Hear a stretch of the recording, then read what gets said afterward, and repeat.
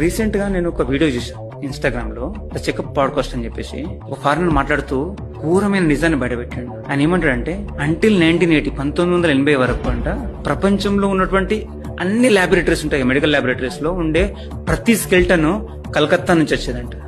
పెద్ద పెద్ద కంటైనర్లు హ్యూమన్ స్కెల్టన్స్ ప్రపంచం మొత్తంలో ఉన్నటువంటి ల్యాబొరేటరీస్కి వెళ్ళేది. 60,000 హ్యూమన్ స్కెల్టన్స్. అంటే దీనికి అకౌంటబిలిటీ ఏంటి?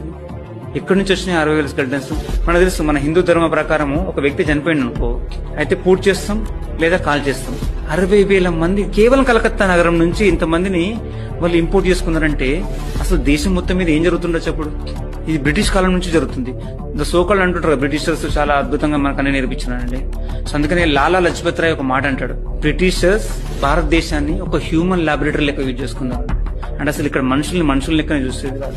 ఇంకా దారుణమైన విషయం ఏంటంటే అందులో 1500 దాదాపు ప్రతి సంవత్సరం ఒక 1500